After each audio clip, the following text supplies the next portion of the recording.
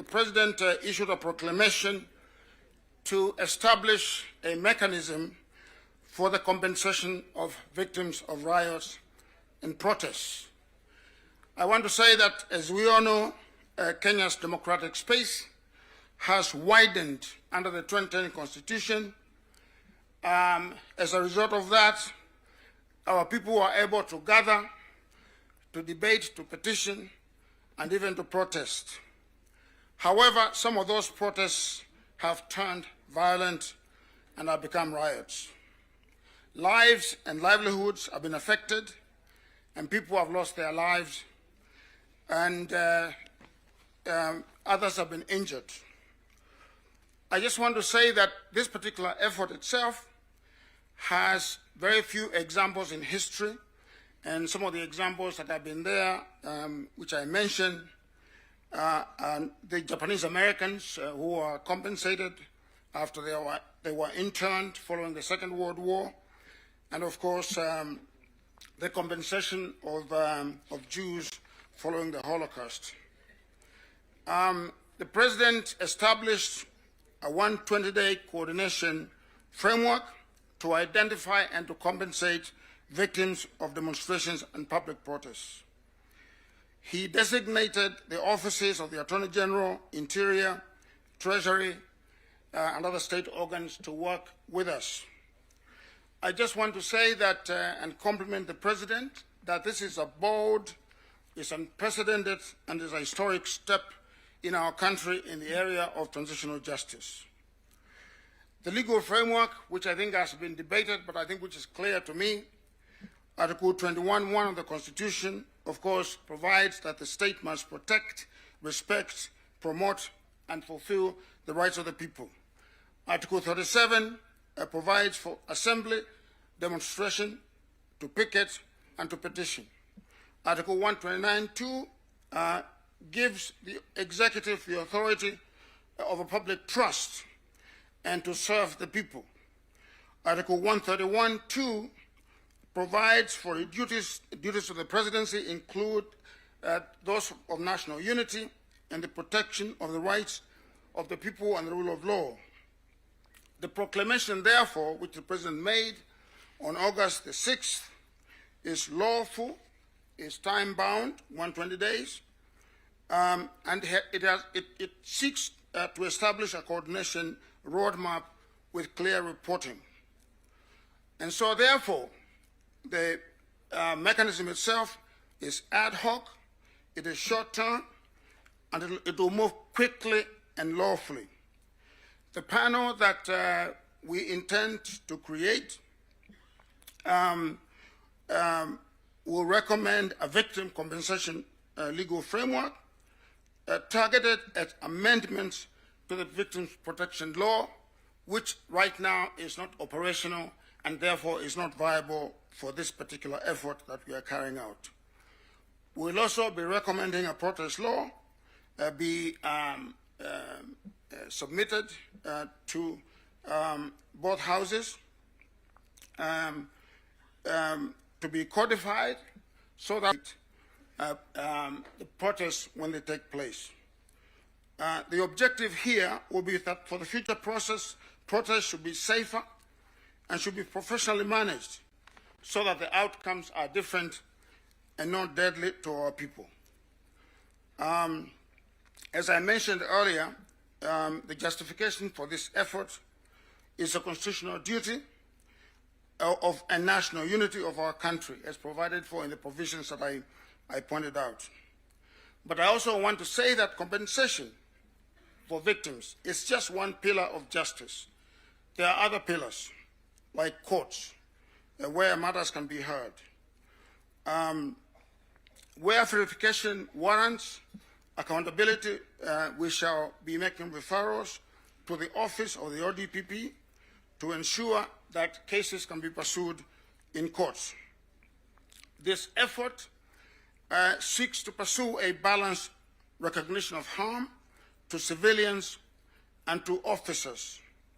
It does not assign any collective blame, and hence it is evidence-led and seeks to pursue a humane redress for the harms suffered.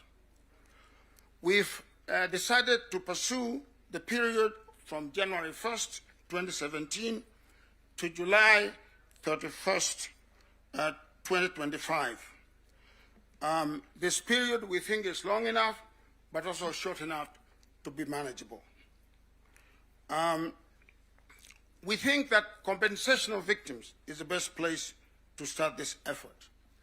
It is because compensation is tangible, it is time-bound, and it is intended to unify our country. The panel that we seek to create will have the faces of Kenyans that all of you will be able to recognize and to see that they represent the face of the country. We will draw upon the Law Society of Kenya.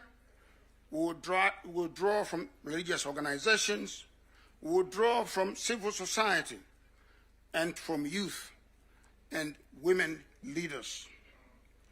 This panel itself will approve the framework for the compensation process. It will establish the eligibility criteria and the schedules to be followed, and will perform other acts related to compensation. We will be able to ensure in this process compliance with human rights norms and laws, and also adhere to public finance laws. As the President instructed us, our mandate is to deliver within 120 days. We'll also establish a technical team to work with us. And this technical team will draw from various institutions and organizations. Obviously, the Office of the Attorney General, the Executive Office of the President, the Ministry of the Interior, the Independent Policing Oversight Authority, the Kenya National Commission on Human Rights, and subject matter experts. All of these institutions and folks will form the backbone of our technical team. We shall also draw from psychology and trauma specialists, statisticians, data scientists, forensic experts, and record keepers and data protection individuals.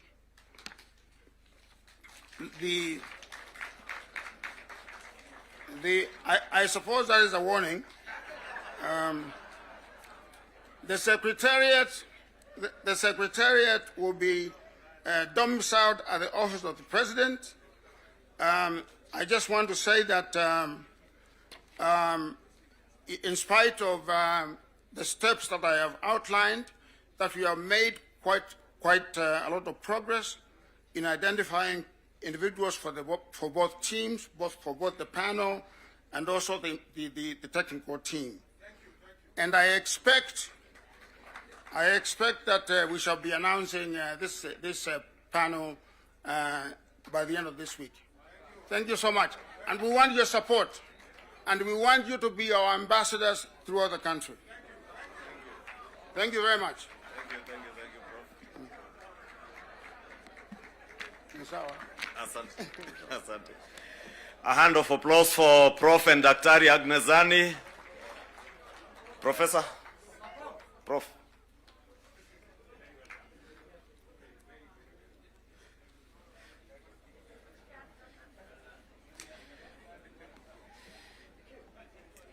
Your Excellencies, the President, Prime Minister, and the Deputy President, with those two presentations, Your Excellency, members, we appreciate the seriousness of not just the implementation of the NADCO report, which we have been appraised on its implementation, and Your Excellency, I must appreciate all the members of Parliament, both in the Senate and in the National Assembly, for the support that they have accorded us in the legislative process of enacting the NADCO legislative bills that we have and those that are still within the two houses. We have committed that we will continue to endeavor to have them adopted and signed into law. Your Excellencies, the 10-point agenda as has been clearly enumerated by Dr. Agnes Zani, are not about you as a president or the prime minister. These 10 points are about the nation of Kenya. The full implementation of these 10 points are not about ODM as a political party or the Kenya Kwanza coalition parties. They are about the future of our nation. And therefore, as a parliamentary group, we want to commit to Your Excellencies that we will continue to ensure that we extend the support that is needed by the Agnes Zani team and also to Professor Makau Mutua's team, because as Professor has alluded to, there will be legislative proposals that will come to the houses, as well as requests for budgetary support in the implementation of the work that these two important committees are doing. Therefore, Your Excellency, allow me to close at that point and to now, Your Excellency, before I invite the Deputy President,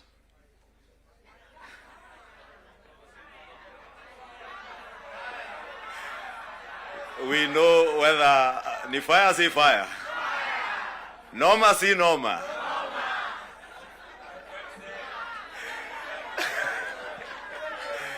We want to hear whether the Deputy President, whether when he says ni fire si fire, ni noma si noma, whether he can earn himself a second term as the Deputy President, as usual, depending on what he says and how he engages with this House. Honorable members, allow me to welcome the Deputy President of the Republic of Kenya, Professor Kithure Kindiki.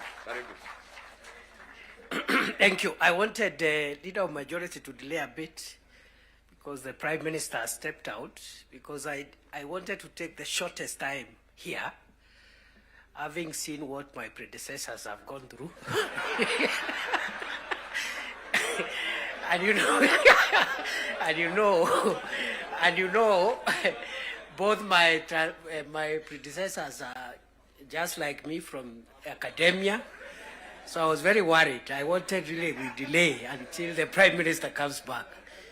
But I'm grateful to what Dr. Zani and team are doing. You're helping the country deal with very, very difficult issues. I am also very impressed by Professor Makau Mutua's work. It's quite a heavy topic that he's handling on behalf of the country. So my sister, Dr. Zani, and my academic senior, Professor Makau Mutua, I wish you Godspeed as you do this on behalf of all of us. Your Excellency, the President, and Your Excellency, Prime Minister, and my colleagues, let me just say two things as we wait for the Prime Minister to come back and address us. The first one is, for the last 33 years, our country has revolved around majorly two political formations. And the difference in the political strength of those two major political formations has not been very big difference. We've been like that since we went into multi-party politics. So that you have a strong party winning, but even the opposition is fairly strong. What that means, therefore, is that our country, like all democracies, requires bipartisan consensus building, especially to deal with serious and heavy national issues and national challenges. I like what my mono in school and the leader of the National Assembly minority side, Junaid said, my distinguished mono. He said that oh, he's back. I was just praising you, Junaid.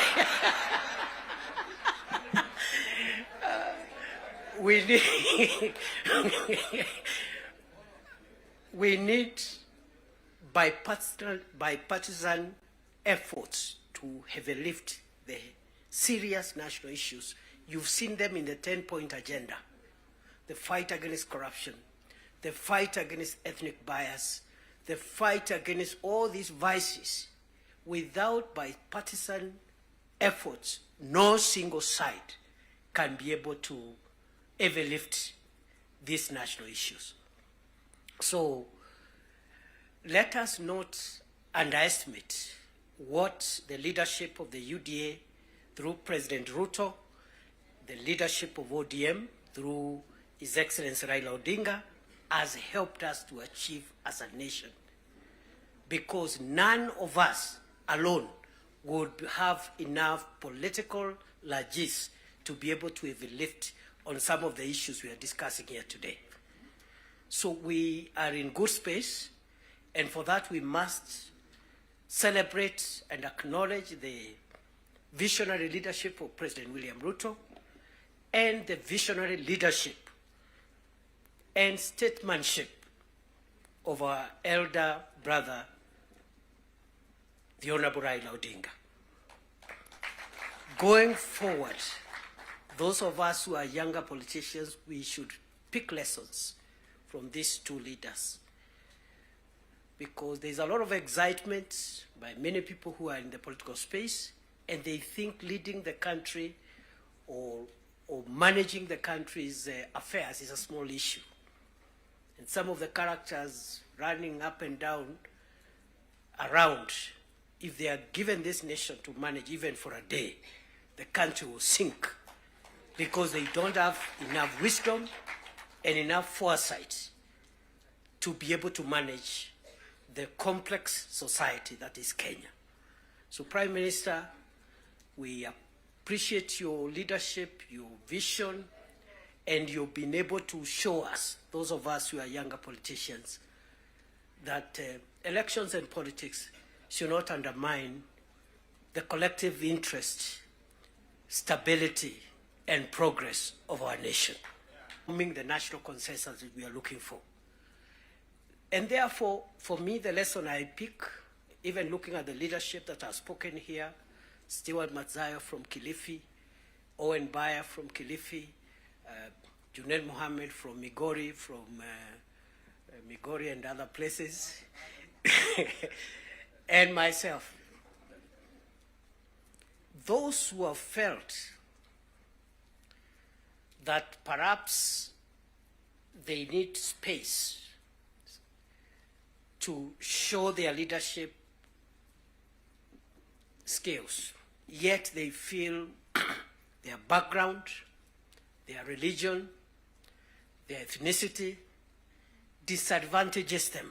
Perhaps in a large national party, to realize your dream, your potential, and your skills to be tapped than otherwise. National party skills to be tapped than otherwise. And therefore, going forward, as we form coalitions and build our respective parties, let us look towards building national parties as opposed to sectarian parties, because that is where the future of our nation is best assured.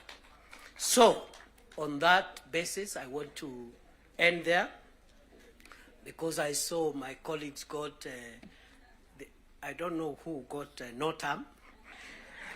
I want to end there and wish this meeting all the best.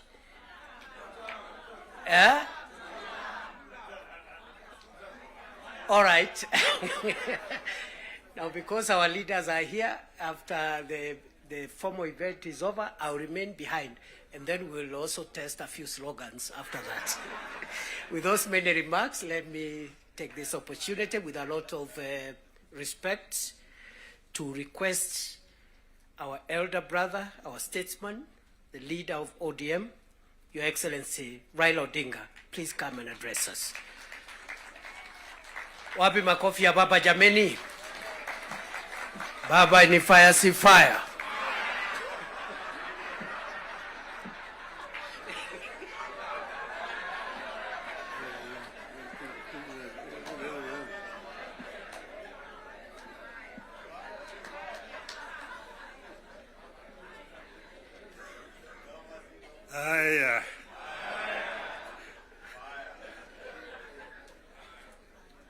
Mr. President, Deputy President, honorable members of Parliament, hamjambo. Hamjambo tena. Hey, I think I see almost a full house.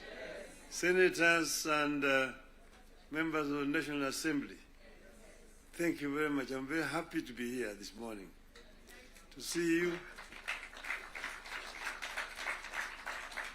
I want to say that I'm charged, but I'm not scared.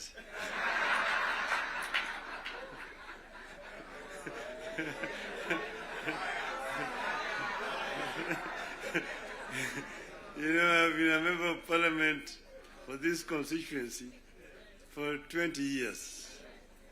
And I used to meet with members of Parliament. I was a Prime Minister. And every Wednesday was a Prime Minister's question time in Parliament. I used to be harassed a lot by members of Parliament. And that's why I'm not scared. But let me begin to say that none of us thought a day would come when protagonists just a year ago would get together to chart a joint way forward for this country. How did we find ourselves together, and why are we here today? One, in life of a nation, there comes a time when danger knocks on the door. It happened in the U.S. during the Civil War that threatened to dismember the USA as we know it today. There's a region today referred to as former Yugoslavia. Yugoslavia existed as a country between 1918 and 1992. Then it fell apart into several countries, including Croatia, Montenegro, Serbia, Slovenia, Bosnia, and Macedonia. The former president of Yugoslavia, the late General Josip Broz Tito, used to say jokingly that I am the glue that is holding this fragile nation called Yugoslavia together. And if I depart, it may disintegrate in several small nations. And true to his prophecy, that's happened today. There's no Yugoslavia. Closer to home here next door is Somalia. In 1991, we were here when Siad Barre was forced to run out into exile where he died. Look at Somalia today. So there are several examples that exist around the world. As leaders, we are supposed to scan the horizon, spot the danger, and act to subvert that danger. In 2024, that last year, we understood that the dark clouds that were gathering over Kenya could have been exciting, but they could also mark the end of Kenya. We decided that it is better to have an imperfect country that is struggling to mend its ways than to have a collapsed one.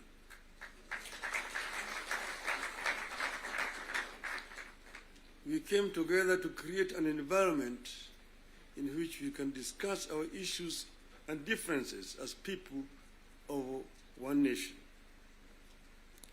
As you know, and as you know here, there are countries that cannot discuss their issues at home.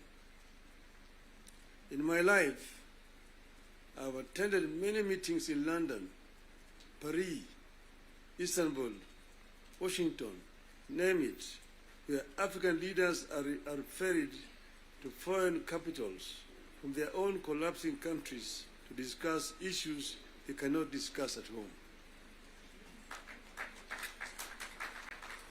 We go together to spare Kenyan that shame.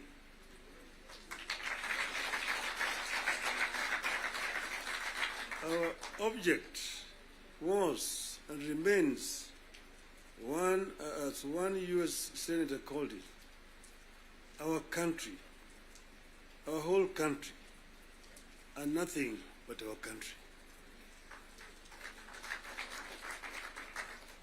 Having stabilized the nation, how have we performed in the intervening periods? How do we do better? How do we move forward in a way that respects the people of Kenya and that shows that we are alive to the circumstances that triggered our coming together and that we are acting on them? That is our object today. And that's why we are here today. We met and decided that we needed to have, for the first time, a joint parliamentary group meeting. We could now discuss with our members of parliament. It's over 2 months ago, an opportunity to discuss in this very same place here with the members of the executive. They came here and actually came with the blueprint of the performance, what they had done up to that time, and what they were intended to continue doing going forward. And I was very candid with them in my discussions with them. And I told them where I thought they were not doing right and what I thought they should be doing rightly. So as always, I'm always very candid indeed. Today, I'm meeting the members of the legislature. As you know, we have got 3 very important institutions: the executive, legislature, the judiciary. And I'm hoping that in not very far away from today, I will have opportunity to talk to the judiciary as well. So I'm going to be very candid with you people. to talk to you as a former member of parliament. Yes, the leader, Kimani Ichung'wah, referred to the Constitution and told me the issues like NGF and and Senate oversight in the counties is in the Constitution. I want him to cite to me the section of that Constitution that he's referring to. Because as you know, I was very involved with the Constitution, making Constitution of this country. And at another time, I would want to bring Professor Yashpal Gai, who was the leader of that Constitution making. And we went through very many issues. We had committees in the Bomas of Kenya dealing with various segments of that Constitution. The executive was one. Legislature was another one. Judiciary was another one. Devolution, other committee. And devolution was very contentious because we had very many people who did not want the devolution because of what had happened at independence. As you know, we started with the devolved system government, Majimbo. The foundation of Majimbo was actually contentious because it was ethnic-based. The colonialists and the settlers had actually instilled fear in the people that the bigger communities, the bigger tribes at that time, the Luos and the Kikuyus, will lord it over the smaller tribes. And the smaller tribes need to safeguard themselves by creating regions and powers so that they can be able to be protected. That was the basis of Majimbo. And it was a very lengthy discussion at Lancaster House. So KANU accepted Majimbo in London, but with the understanding that they would change it after the independence. So after independence, KANU actually started to frustrate Majimbo by not remitting funds to the regional governments. I want to refer you to the Hansard in the Bunge. there's a motion that was moved by the then leader of opposition at that time, the late Ronald Ngala, of censorship of the Prime Minister, Jomo Kenyatta, because he had refused to release funds to the regional governments. You need to read that debate. Ngala moved it. It was seconded by Masini Muliro, who was the deputy leader of the opposition. And then KANU, of course, responded.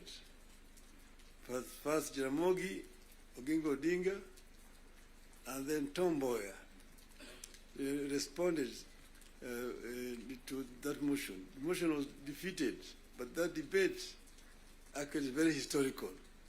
And I want to refer you to it. Go and read what it said.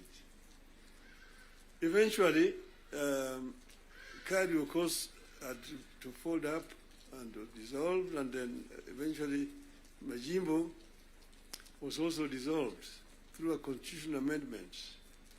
And then what happened was what? They created a Ministry of Local Government, which was given a lot of powers, Ministry of Local Government. So the Minister of Local Government became an executive minister, just like a Minister for Finance under that constitution at that time. And now they were county councils down there, that they capped 265. But then they could not do anything without authority in writing from the Minister of Local Government. So we had all these documents when we were there at Bomas. But then we said we wanted to give more autonomy to the counties so that service delivery could be better improved. We came up with regions at Bomas of Kenya. But there are people who really opposed devolution. The chairman of devolution in Bomas was called Dr. ODM-Kenya. He addressed the audience at Bomas, and by the time he finished talking, everybody said that man should be the chairman of that committee, and became the chairman of the committee. And he conducted the matter so well and so effectively that he became a marked person. What did they do to him? In broad daylight, around 11 o'clock, on Ngong Road there, off Ngong Road, in his residence, they sent assassins. And in the presence of his children, they shot him and killed him. The assassins of Mumbai were arrested. Eventually, they were released. So I just want you to know that the revolution has got very many people and very powerful people in this country today. Then, after that, of course, you know that ODM is a product of constitution making. And one of the founding members of ODM is sitting here with you. The other one is the former president, who is a member, and quite a number. We are going to have the 20 years of ODM in October, and all the founding members are going to be invited.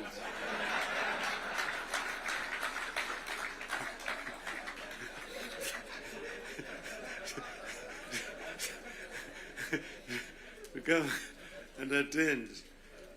Now, you see, we said that we give clear, responsibilities. The executive, the legislature, and the judiciary. And the legislature is supposed to make laws that the executive uses to run the country. And the judiciary is then there to ensure that in implementation of these laws, the executive is not overreaching or violating the law of the Constitution. But then, so the work of Parliament is representation, legislation, and oversight. Very clear, it's written there in the Constitution. Parliament is not supposed to be implementing. Parliament is supposed to be oversighting. It's not oversighting. And secondly, there is only two levels of devolution. There's, national and one level, county. Constituency is not an element of devolution. Devolution remains at the county. Down there, the constituency, the county government does implementation of the projects. I'm saying, correct.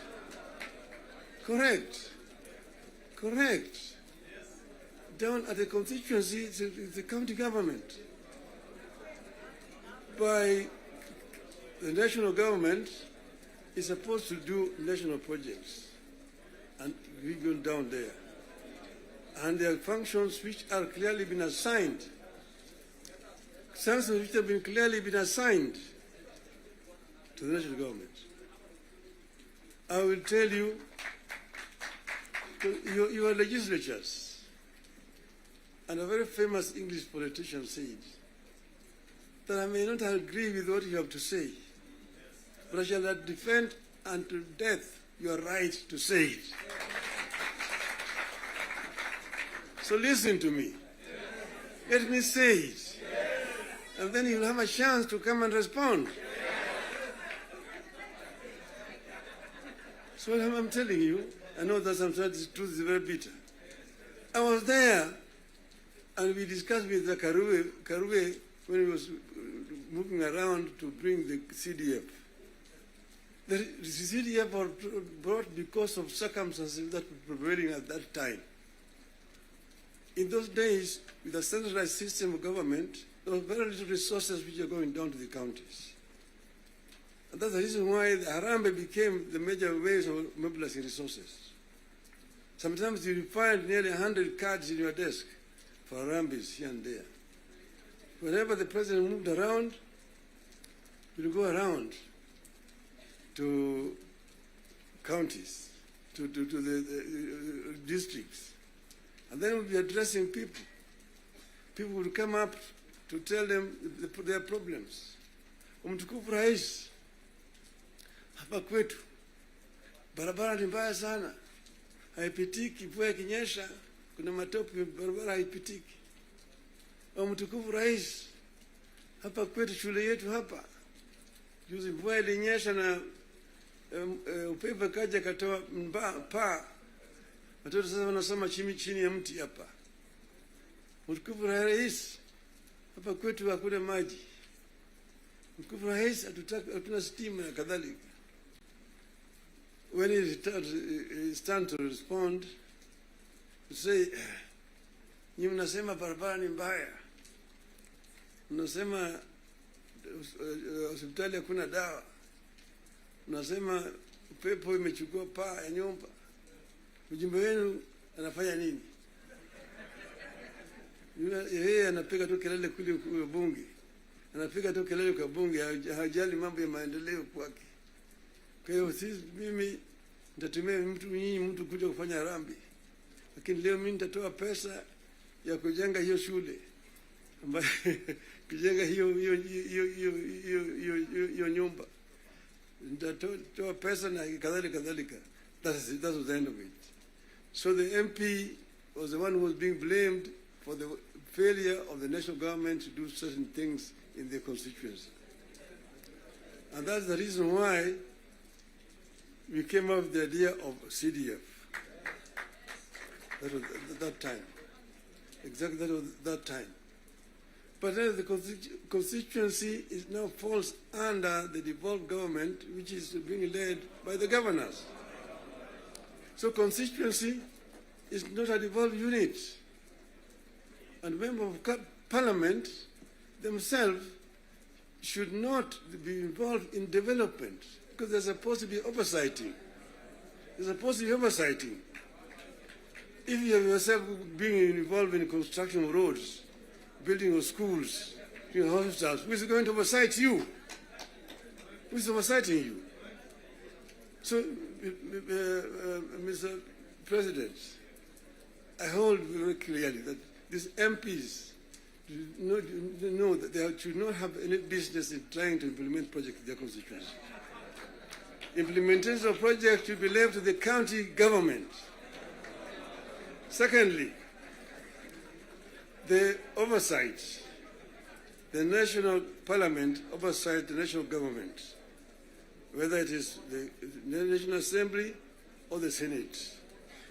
Oversighting of governors, the responsibility of MCAs, members of the county assembly, not the senators. It's not the responsibility of the Senate to oversight. Senate wasting time of governors to come and answer questions about roads in the counties. And thirdly, the issue of extortion. The issues of extortion. The issues of extortion. Majority Leader, you talked of, you didn't talk of extortion, you talked of lobbying. Lobbying is okay. In the US, you've got lobby firms which have formed to lobby the members of the Congress. They come to lobby, they're known, they're officially registered as lobbyists. They come to lobby the members of parliament. But lobbying is a different thing from extortion. From extortion. That you have a member, every committee has got a member who is how do you call him? Welfare. Welfare bunge is giving a very, very image of parliament, that members of parliament should not be soliciting funds from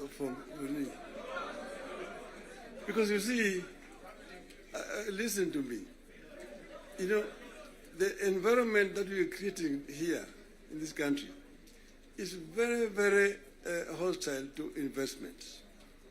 Foreign investors who come to the country bring their resources in the country to invest it here. And when they bring their resources, when they find there's too much bureaucracy and there's too much extortion, they run away. Private capital is risk shy. Risk shy. And when, for example, somebody has come with his resources to start a project, and then you find somebody beginning to make noise that, oh, this project has not been approved. This project has not been approved. Or this project is being corruptly implemented. You run away. You run away. And delaying of the projects. And you find a situation where members of parliament inviting parastatals and so on, and even purporting to be cancelling projects that have been signed. That is the work of the executive, not the work of the legislature. So legislature should not be competing with the executive in terms of implementation of projects. Allow the executive to implement and just correct them when they go wrong. That's the country will develop. Create a healthy environment for implementation of projects in the country. Then this country will develop. I know I'm being too honest with you people. And I know that the facts, the truth sometimes is so painful, but I think it is important to say this to honorable members of parliament. Thank you very much. May I now invite my brother to come and address you people.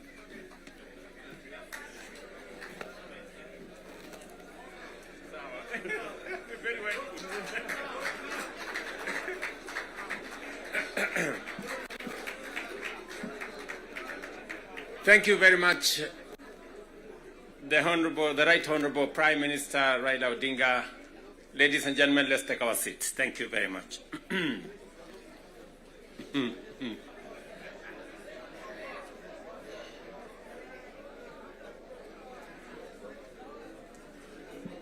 Now,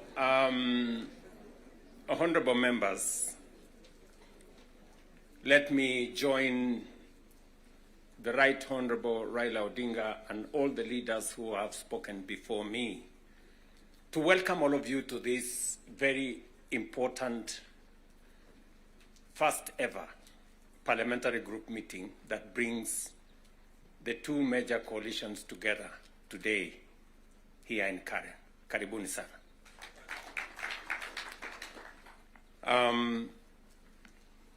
The Right Honorable Raila Odinga has given us the context of why we are meeting here.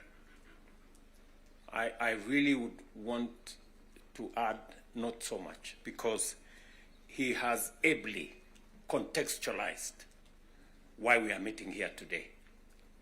That we have a nation to look after and we have a nation to protect, and there are options that are available to us, and I think we chose to protect the nation called Kenya by our coming together. And so I want to commend both the Right Honorable Raila Odinga and the ODM party, my former party, for standing up to be counted when the country needed leaders to stand up for Kenya. It may have been easy to do the opposite. It may have been popular to do the opposite. I know many people have vilified the Honorable Raila Odinga and the ODM party for the decision they took to stand for Kenya when there was need to do so. And let me say the following as the President of Kenya today. We have come from very far as a nation. We stand here today as a robust democracy, a nation that is making strides in our national development. And I want to speak to you candidly. I don't have a written statement because I really wanted to speak to you from my heart. Because where I stand today, I've had a political journey as a person. And by God's grace, I have come very far. You know, out of the 5 people who have become presidents in Kenya, I am one of them. I don't take it for granted, and I don't take it lightly that God has given me an opportunity to be one of the 5 Kenyans who have had the opportunity to lead this country. And I must say this to us as leaders, that a nation, the progress, the destiny of a nation is decided by leaders. As to whether we are going to be a progressive nation or we are going to be a failed state is going to be determined by leaders, by us, the people who are sitting here. And therefore, the place of leadership is almost sacred. Nobody becomes a leader by chance or by default or by mistake. Today, you are a member of parliament or a senator or a governor or the position I hold and all the other positions that we hold because God and destiny has given us that chance. And we must think about it deeply. And so I want to ask you as leaders,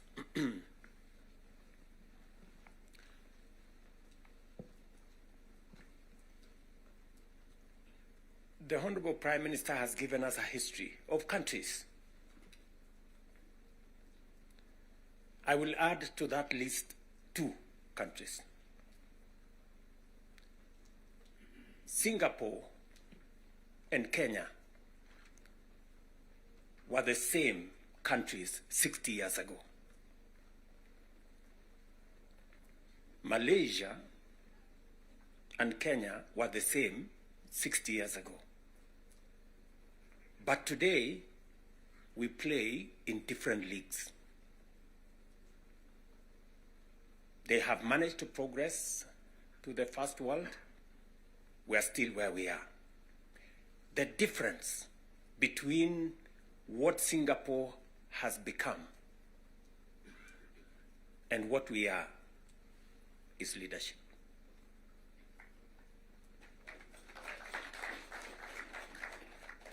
And that is the place, ladies and gentlemen, we occupy today. So that you understand the importance, the sacred position you hold as a leader. Sometimes people want to ask, how do people who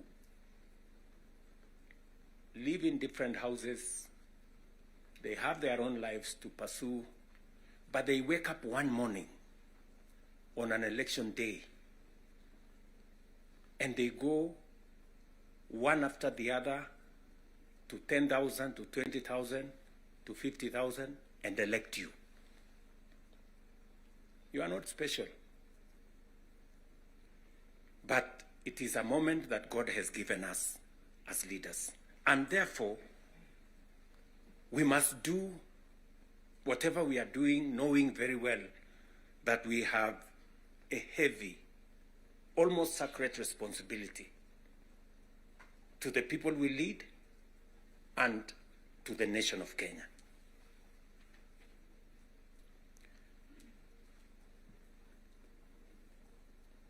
And it is not that we don't know what we should be doing. We all know what we should be doing. It is not that we have shortage of ideas. It is not that we have shortage of what we need to do. In fact, I dare say we have some of the very best ideas. We have very good manifestos all the time. And in fact, if you look at, and I keep referring to this, if you look at the manifesto of Kenya Kwanza and the manifesto of Azimio, the difference is hardly 20-30%, 70%. We share what we think should be fixed in Kenya. But politics somehow has taken our country hostage, that we cannot do what we all know we should do.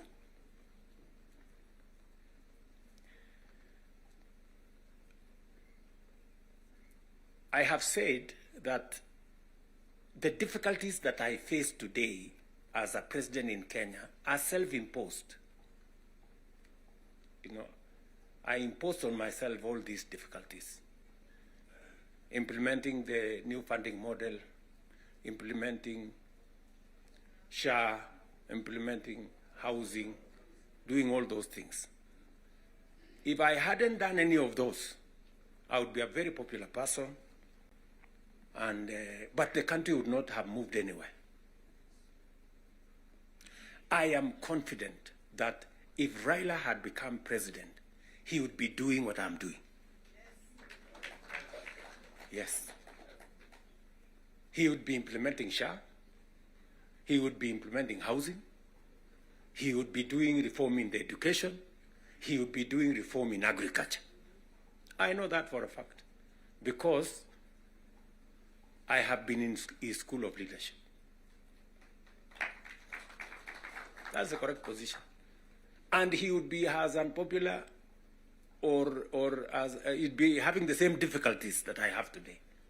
But these are necessary for Kenya to change.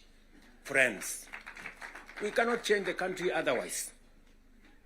And that is why he has the courage to stand here and tell you, let us stop the extortion. Yes. Very few leaders can stand here and tell you to stop the extortion that is going on in Parliament. I'm telling you the truth. Very few leaders. Because we like making peace with mediocrity. Oh, and trying to explain things that we shouldn't be explaining. Now let me ask you, friends, we are all friends here. Yeah, we are one team, or so I guess. This fellow who is called chairman of welfare in committees, what is their job? What is their job? Extortion, that's it. And that is what Prime Minister is saying.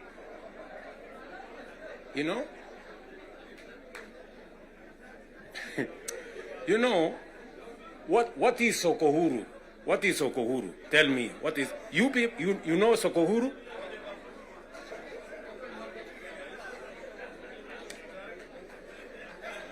So, let me tell you. No, you see, and this is the same problem that we face. This is the same problem that we face. Because, look, for example, we passed the law that we all know, friends, we all know the problems we go through with fundraisings for people who have hospital bills. All of us. In your phones, you have WhatsApp groups.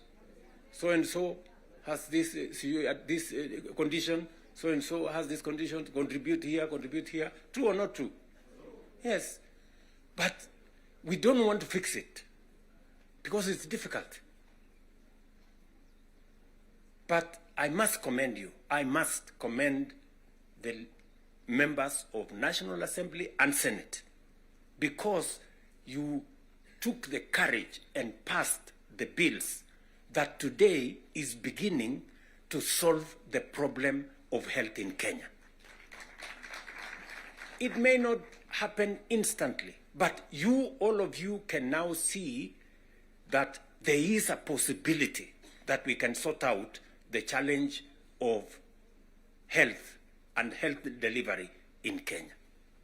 But because we had to be bold, we had to be bold and make the necessary decisions.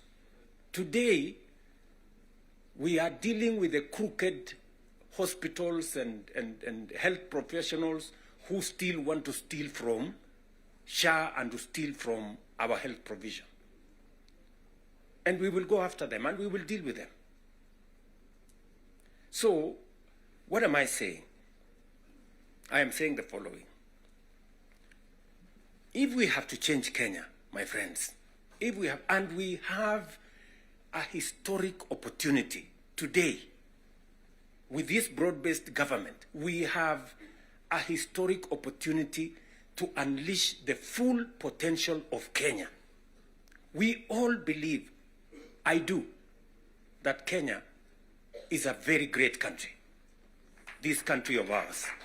There is absolutely no reason why Kenya is not like Singapore. We have what it takes.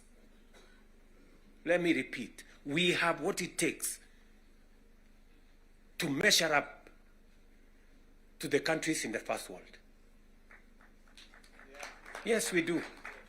Yes, we do. But we are playing in the wrong league because leadership, me and you, are refusing to stand up to what this country needs. I really want to persuade you guys. I really want to persuade you friends. Yeah? This is not about William Ruto. I am here today, I will not be there tomorrow. This is not about Raila Odinga, right? It's about the country called Kenya, where today we have the privilege to be the leaders, to be the decision makers, to decide which way Kenya. It is us who are seated here. It is us.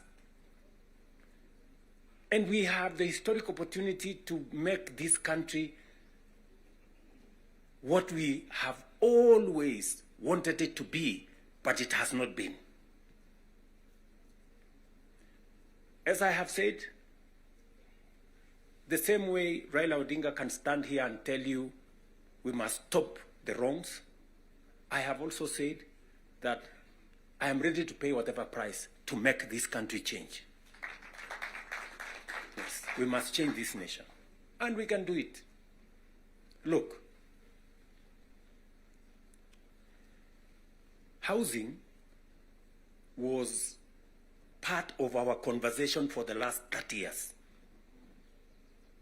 Yes, we've always talked about housing and how important it is and how it is going to create jobs, how it is going to stop land fragmentation, how it's going to allow us to produce, to save land that is meant for food, how we are going to have decent housing, how we are going to reduce on slums, how we are going to have decent livelihoods.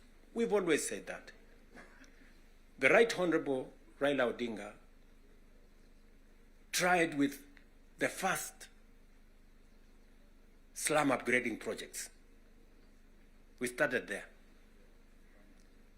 The housing levy, go and read the Azimio manifesto. Read the Kenya Kwanza manifesto. It is there. It is there in both manifestos. We now are seated here and we have the opportunity to implement what was in the Azimio manifesto and what was in the Kenya Kwanza manifesto. Friends, why don't we just do it? Why don't we just do it? We will do it? Yes. Let us just hold it out and look. You can see for yourselves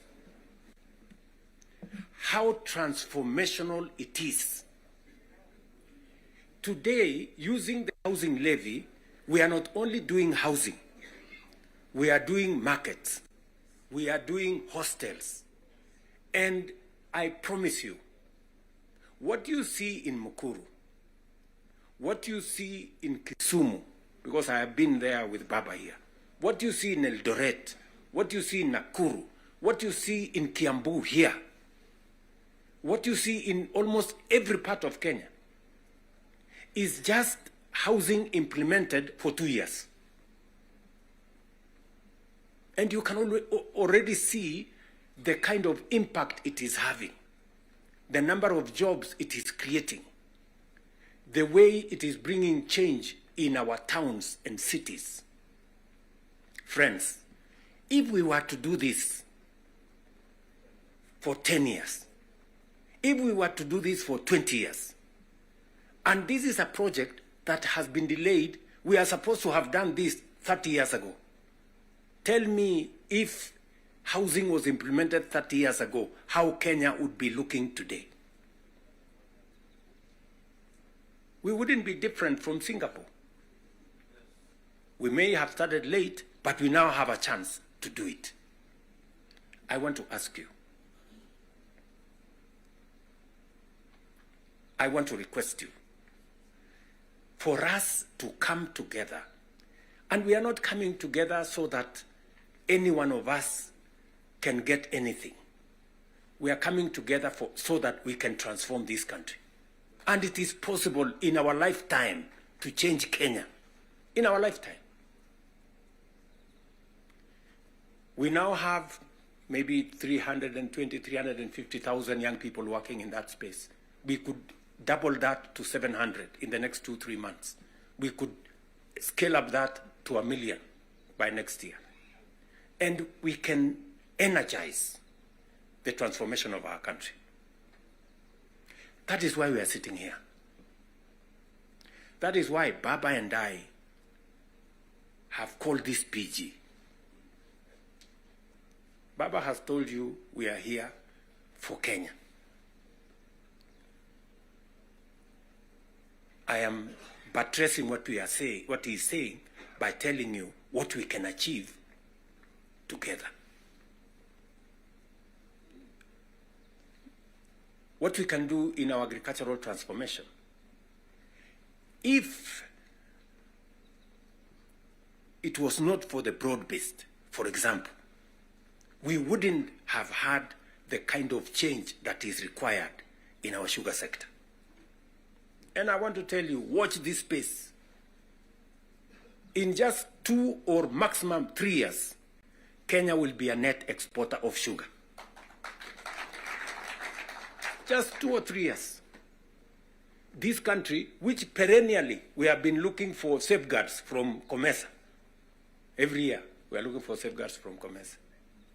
We are spending public money to go and pay for sugar, to go and pay for farmers, to go and pay for workers who don't work for government, just because we couldn't bite the bullet and tell the crooks there to get out. Now we have told them to leave. And I want to promise you, I want you to hold me to it. We are going to change the sugar sector. We are going to change the coffee sector. You have already seen what is going on in coffee. There is still a little bit of pushback, but we will deal with it. And on and on and on, and we can transform our whole agricultural sector. Just the little interventions that we have done standing together. You people in Parliament making sure that we are subsidizing production. And I must commend, Parliament has always provided money for us to support the production of the country, either through fertilizer or seeds or other interventions when we have brought it to Parliament. So you're part of the making of the history of our nation. Just imagine we have reduced the imports of maize, for example, by 70%. Reduce the imports of sugar by 70%. And we can make that progress if we are focused on where we want to go. And that is the reason why we have to make the decisions that we have made work. It is the reason why Baba and I have appointed Agnes Zani and her team, so that what brought us together, we don't forget. The 10-point agenda that we have signed buttresses what is actually in our manifestos. The NADCO report, we all know what it is supposed to achieve. And if we stand together, we can achieve all the legislation that is recommended by the NADCO report. Parliament has what it takes, to do this. For Kenya, we can do it. And I want to persuade this PG to work with us and for all of us to be committed to this exercise. Protecting devolution. There is need for us as a nation to distinguish between governance and devolution. The governor is not devolution. The governor is a person.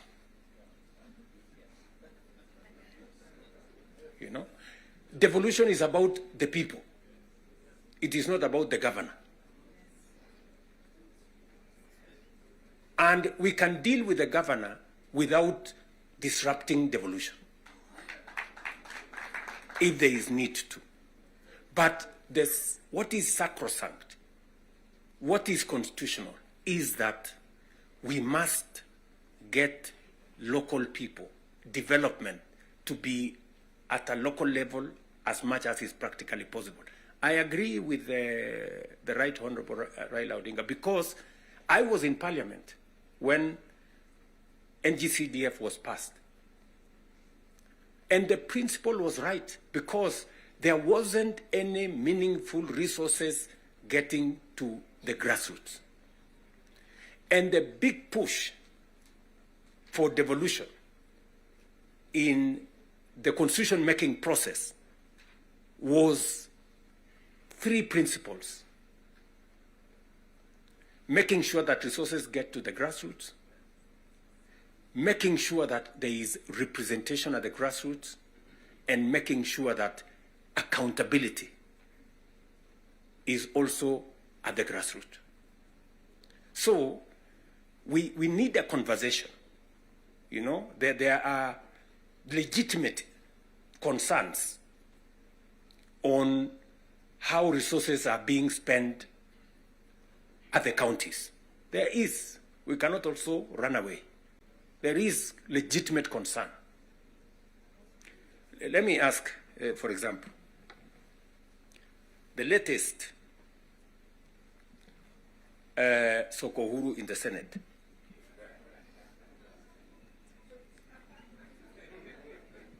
Because you have to accept, you know, by virtue of the position I hold today, I am a consumer of raw intelligence.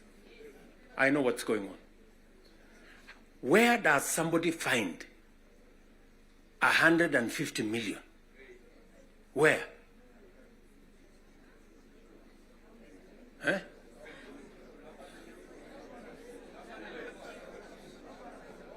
Is that his money?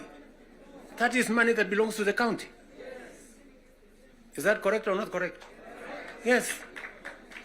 Let me ask you, members of parliament who are seated here. Do you, for example, know, do you, for example, know that a few members of your committee collected 10 million shillings so that you could pass that law on anti-money laundering? Did you get the money? No.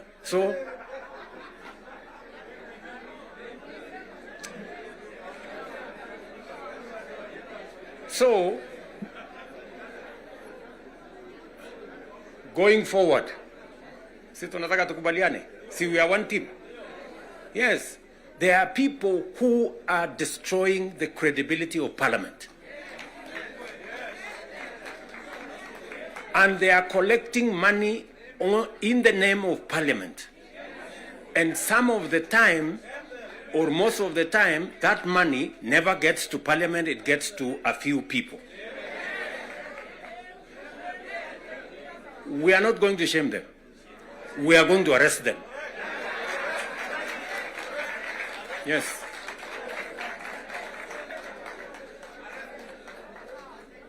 Do we agree? Do we agree? Yes, whoever is giving and whoever is being given and whoever is doing whatever it is, we sort them out. Because the reality, friends, the reality is that there is a problem. And we all know here, tukitaka tukusema ukweli, there is a problem. And unless we sort it out, we are going to destroy our nation. We are going to destroy this nation unless we sort it out. And we must be as candid to ourselves here as we are candid in implementing what is transformational for Kenya. Tunaelewana? Now, let me say this. We must make sure that we get resources to the grassroots. But we also must make sure that the resources that get to the grassroots is used for the people, not other ways. And so we must do for the national government as well. In our 10-point agenda,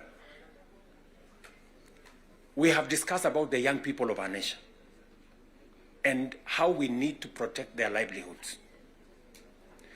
I want to ask the leadership seated here today, members, I want to persuade you.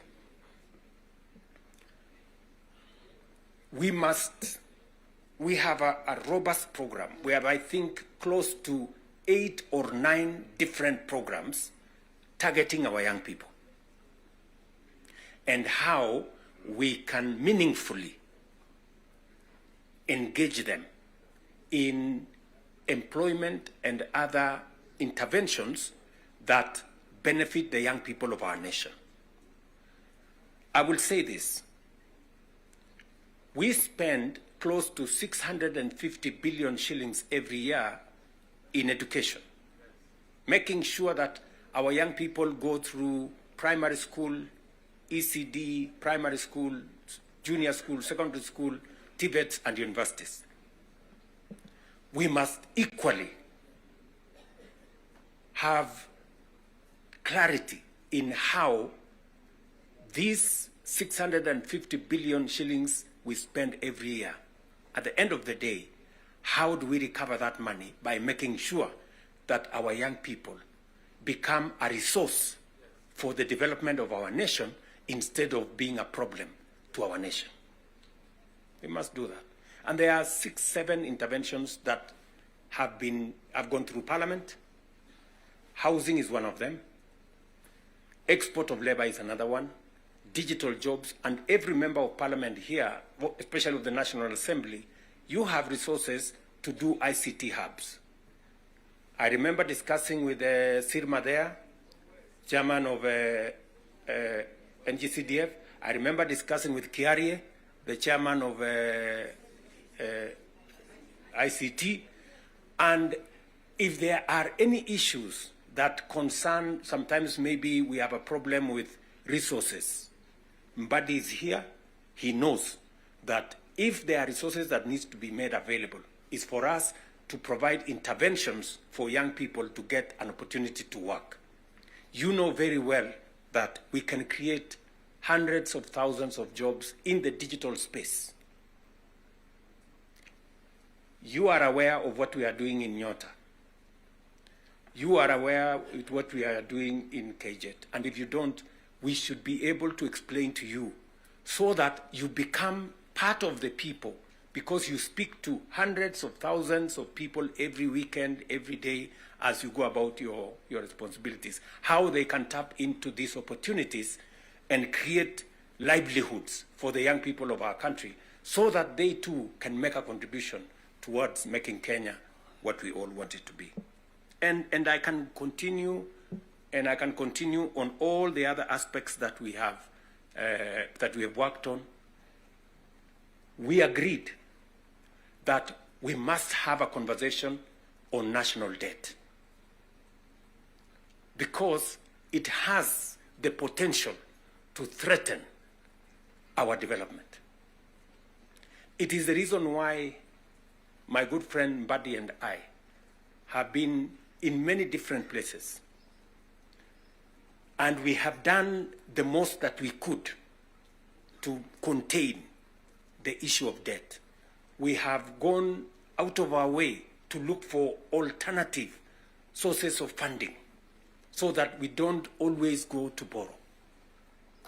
We have gone the route of securitization. We've gone the route of private-public partnerships. You know very well that we will be starting the construction of the road all the way to Mau Summit from here, Ironi. We are not going to be spending any debt money from government. The road is going to be built on private-public partnership. You know very well that we are going to begin the railway going all the way from Naivasha to Kisumu all the way to Malaba. We are not going to be spending money from debt like we did with the first section of the railway. We are going to be using public-private partnership to do that road. And many others that we have, we are thinking outside the box so that we can craft alternative mechanisms of delivering on public infrastructure or public goods without necessarily endangering the country with national debt. So we are working at it. It is part of the recommendation of the 10-point agenda that we must deal with.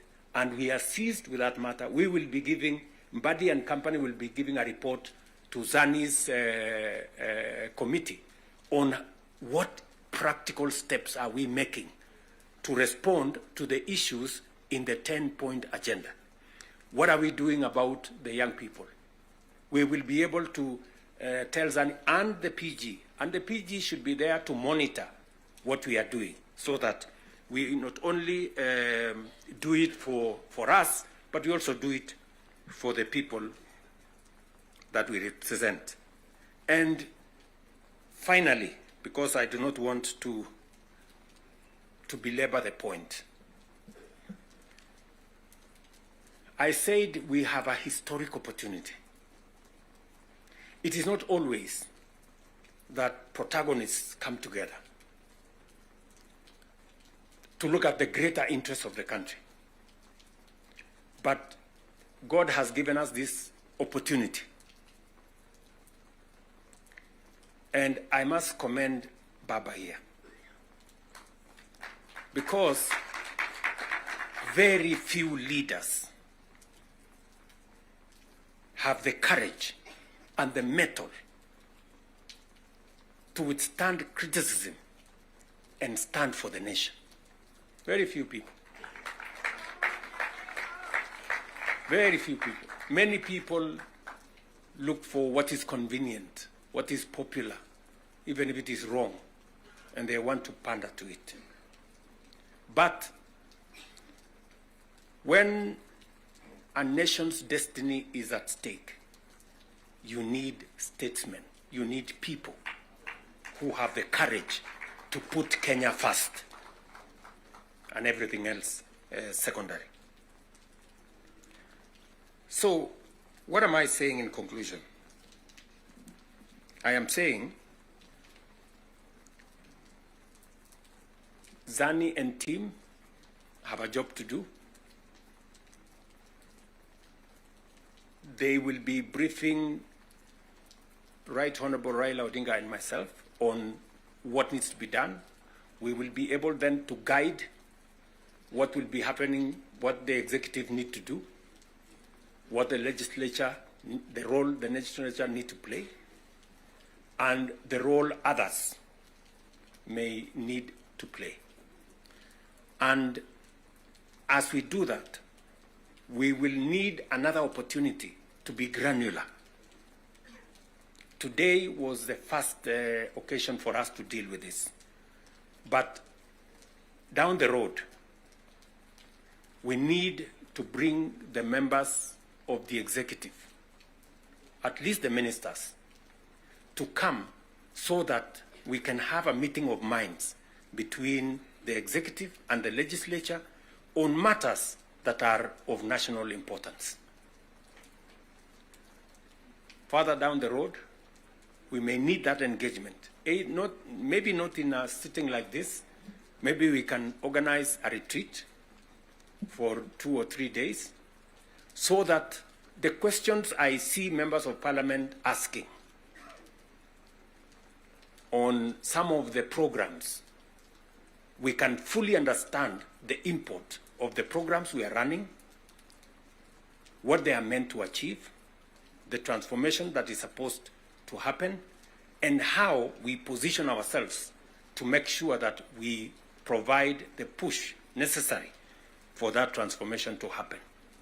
Again, focusing on the greater picture, the bigger picture of our nation. So, ladies and gentlemen, I want to say thank you very much for